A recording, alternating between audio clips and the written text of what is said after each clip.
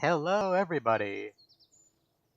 Um, so this one, yet again, it's gonna be a bit different, because I went ahead and cheated, sort of designed something previously. Uh, this is the Elephant class lift vehicle, which will be used for our, I guess, series-ish of exploring the Jool system. As usual, I'll see you on the pad. Alright, now we have our lift vehicle. So, the story goes, following the discovery of odd Julian storms, a more scientific probe was created to follow the Poseidon, which had already been sent 4 years previous, but lacked any scientific instruments. And it, because of the distance, has to ride the largest rocket ever built, the Elephant 1, which its mass, seen here, 711 tons, bigger than both the Saturn V and its Soviet counterpart, the N1.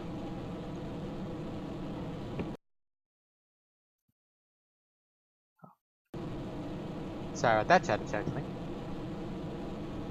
So yeah, if we realistically build something like this, it would be by far the largest rocket mankind has ever created. And because of that, I actually had to do the gravity turn a lot higher, where the atmosphere is thinner. So that way there's this air resistance. And I have to monitor its tilt a lot more. However, you know, it's making good time. A minute and it's already 9,000 feet up.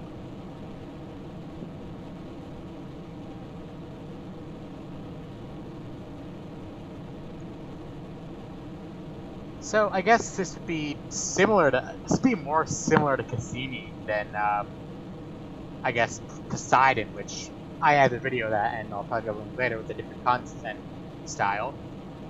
Because this one actually has scientific equipment aboard. And there goes our first stage. Just like the Saturn V and, well, what the N1 would have been, this is an entirely expendable rocket. Meaning that these parts will fall away after one use. They're used up, they're done. And these are actually the Saturn V parts making history DLC. The everything below the orange, except for this part here.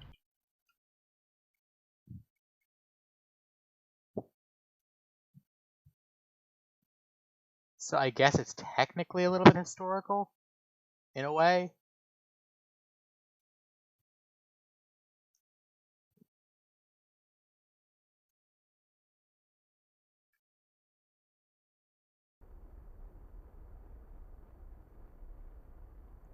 Because, you know, if this is all based off a real rocket, then I guess it's more historical than it could be. And the dramatic reveal and expansion of this massive beast. The actual probe itself is a couple tons. I didn't actually check. But, it kind of gives, the solar kind of gives Skylab vibes. Because the way it's splayed out like that. And now we go for orbit. With the massive, glorious Rhino engine in the middle. It's kind of doing its thing. And our Mr. Burned Moon, which, not sure why it's all that dark.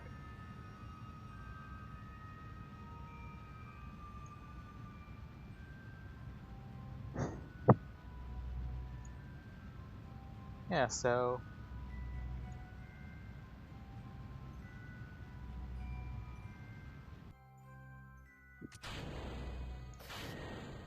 And here's the block to go to orbit.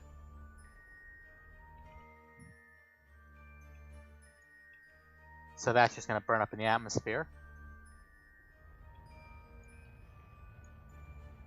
And orbit. This little snug little boy. Snug right in there. You know what? We can watch.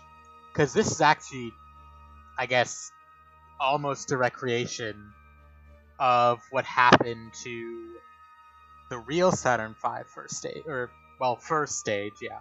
Because this has the 5 engines with one large one in the center. So basically, this would go up to its apoapsis, the highest point outside the atmosphere, and then it wouldn't have enough speed to get to orbit, so which is a suborbital trajectory.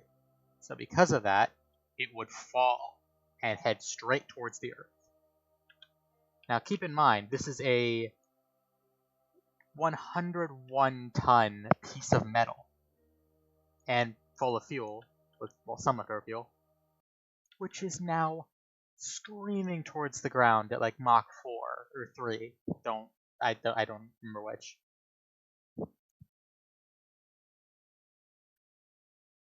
So basically, if this thing was coming towards you, the impact wave would be unbearable. And here we are now. Glorious shot there of a sunset on the Apollo. That sounds like a title of a book, but as far as I know, it's not. Might be, I don't know.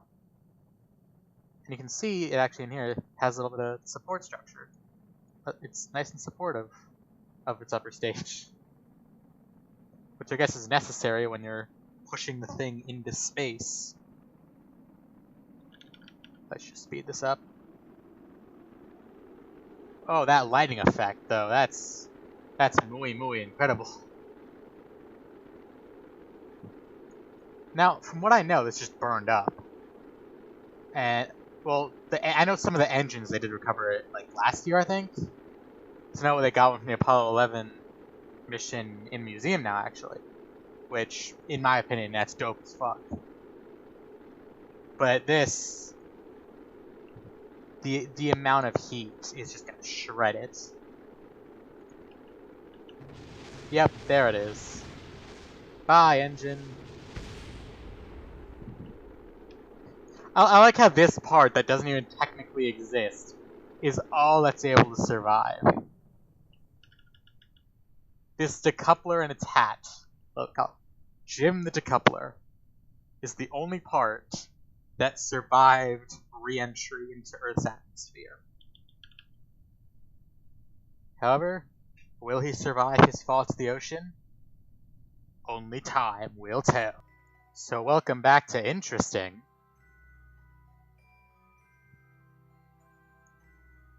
Now I'm just gonna start, which I guess what really could be described as the trans-Julian injection burn. Damn, I forgot. Wait. Okay, that's strange.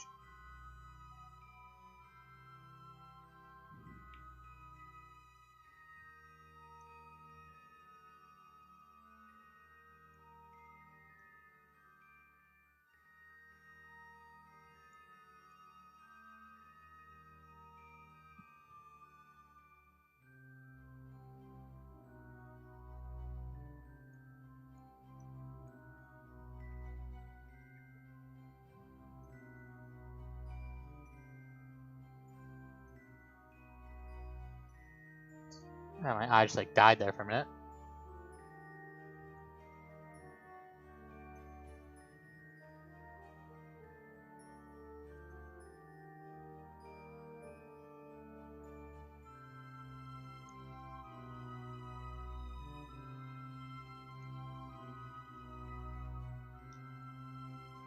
So, as last time, I'll try to do... I guess with this I can just move him once, because this is sort of our outward block. Or exit block, I'll call it. If you haven't guessed, I like to make official names for things, you know, launch vehicles, blocks, and such.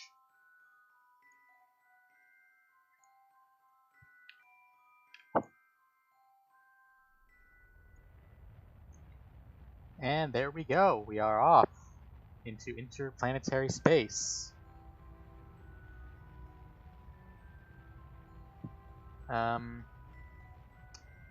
Yeah, really nothing much to say other than it is time to go fast.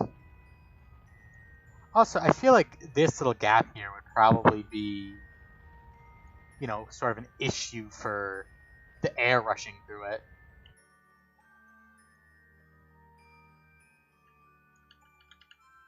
And we're off. Goodbye, Earth. We will never return.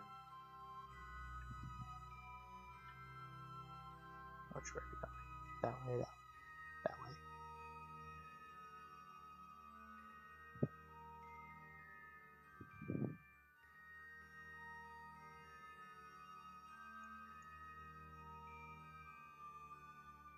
So really, I guess with Jool missions, the few that I've done, this is probably the hardest part, honestly.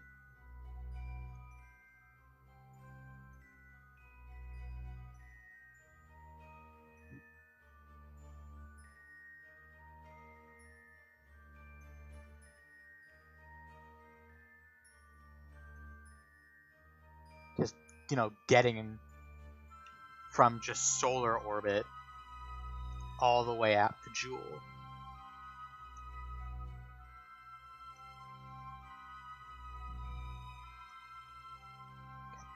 Wait.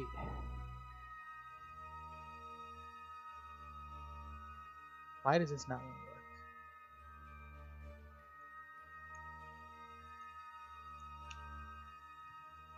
Yeah, see, this is going to take about half our Delta V just getting there.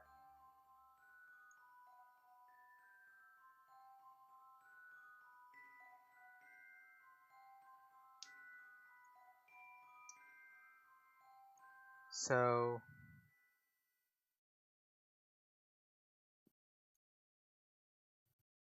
yeah, because I didn't launch a transfer window, it's 184 days to actually go to the maneuver. Luckily, however, we don't live in Kerbal time, so we can just wait a lot easier than if I had let this go in real time.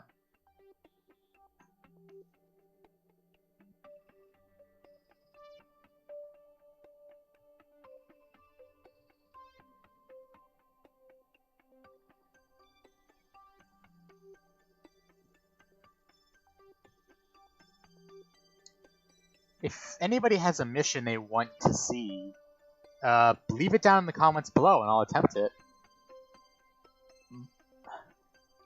Success or failure may vary though, because oftentimes I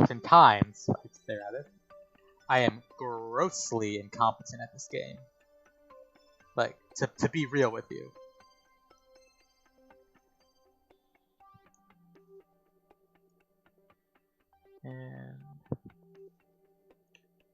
But hey, you know, everyone, at least I can admit that I am like that.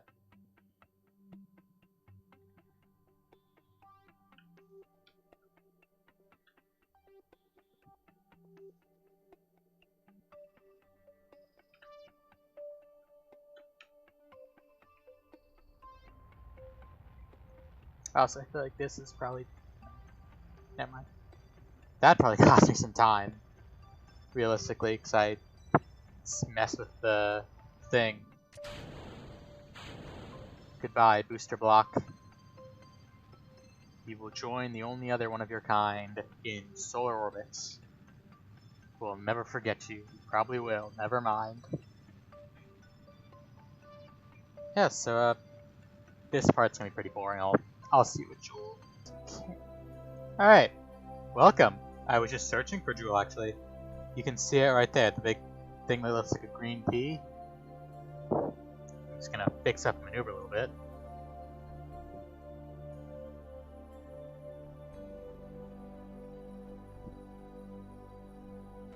We need to stay about 1,000,000 miles away, because you'll see how massive this planet is.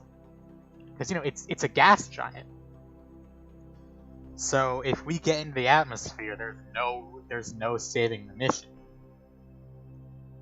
And over the days that we fall towards it, we're actually going to do flybys of several of the moons, so you'll get to see them. If the camera gets a picture of them, you can see a couple. They're little pixels on screen right now, but I mean, yeah, really not much to say about that, other than you'll get a better view as we get closer to the big green giant. I actually I was reading Wikipedia that the only really green gas that we know of mainly is chlorine. So I'm thinking, my theory is that this is some kind of chlorine.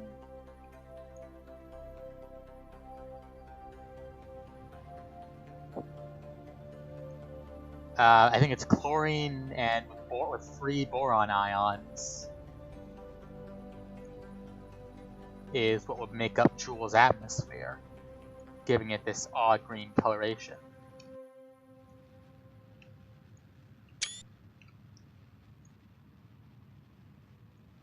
So generally, as long as we stay nice and high above the atmosphere, this mission be nice and tight. We'll be good to go.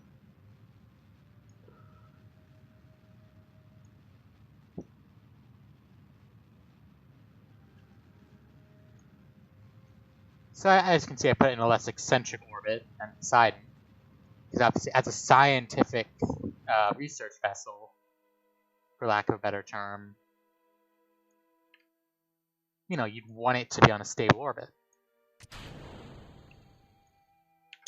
And there we go.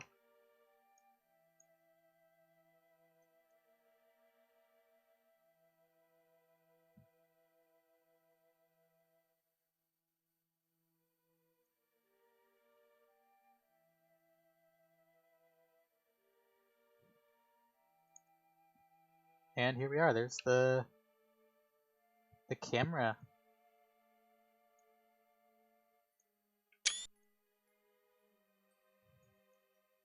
Studying the big green giant. And you can see there's Lathe, which is the big blue planet there. And I believe that's Val? Yeah, that's Val. You can see there in alignment. Perfect to greet us, to greet this little fella who somehow is only has 13% signal strength. Alright, that about wraps it up. So I hope you enjoyed that. Have a good day or night wherever you are, and I will see you in the next video.